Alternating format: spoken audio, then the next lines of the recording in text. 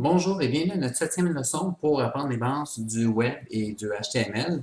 On a déjà commencé à faire un peu de CSS la semaine dernière et présentement, on va apprendre à faire comment un contenu avec deux colonnes séparées. Alors, je prends pour acquis que vous avez déjà lu le tutoriel en question. Et dans le tutoriel, on a eu une base ici qu'on utilisait pour le HTML. Alors, on va le regarder en détail. J'ai fait un copier-coller de la leçon qu'on avait déjà. Alors, on commence ici avec une boîte div qu'on met une idée pour dire ça, c'est notre en-tête. Dans notre en-tête, on va mettre le titre.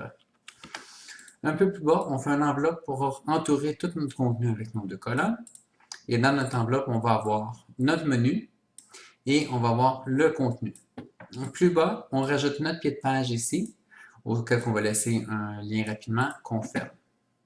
Alors, si on fait juste regarder ce qu'on a fait, on l'a ici dans la page, on n'a rien de très extraordinaire. On se retrouve tout simplement avec tout ce qu'on a écrit, mais un à la suite de l'autre.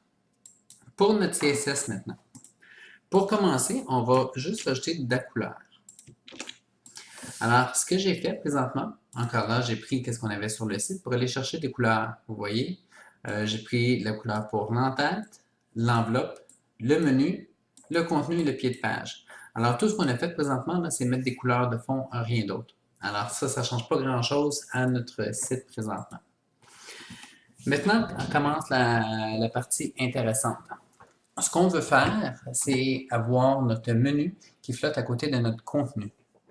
Alors, pour avoir notre menu qui flotte à côté de notre contenu, pour l'instant, on va aller dans le menu et on va tout simplement vouloir dire rajouter la commande float. Alors, notre menu, on veut qu'il flotte à gauche, on va l'écrire en anglais, left. Alors, si notre menu flotte à gauche, il faudrait que notre contenu flotte à droite. Parce que sinon, on se retrouve vous voyez, notre contenu ici commence à dépasser par-dessus et on se retrouve avec notre menu qui flotte tout seul dans son petit coin. Alors, notre contenu ici, on va tout simplement rajouter que lui, il flotte à droite. Donc, un tas de trop. Et voilà. Alors, vous voyez, maintenant, le contenu est à gauche, ici, le contenu est à droite, le menu est ici. Mais là, on va se retrouver avec le Contactez-moi en bas, qui est supposé être notre footer, qui est en plein milieu. Parce que le problème, quand on met quelque chose qui flotte, par défaut, il fait comme s'enlever du fil conducteur du document. Ce qui veut dire que les autres éléments qui ne sont pas en flotte vont continuer comme si rien n'était. Alors ici, on avait le titre. Tout de suite en dessous du titre, pour le furteur, c'est Contactez-moi. Parce que les deux flottes, eux, on en prend plus en considération.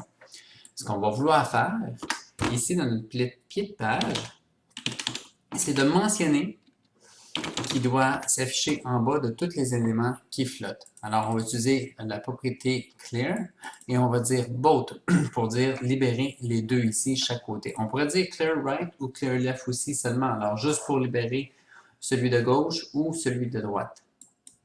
Et voilà. Alors, présentement, le Contactez-moi est rendu en bas des deux colonnes. Alors, il dit, peu importe le fil conducteur, toi, tu vas passer par-dessus qu'est-ce qu'il va y avoir des deux côtés, droite et gauche. Alors, tu vas te retrouver en dessous. Maintenant, on se retrouve que notre site a une drôle d'apparence. Ce qu'il faudrait faire pour régler l'apparence, il faudrait mettre une largeur de contenu. Alors, on va y aller en pourcentage. Moi, je veux dire que mon menu devrait être 20% de l'écran. Ici, mon contenu devrait prendre la différence, qui va être 80%. Alors, je vais changer la propriété width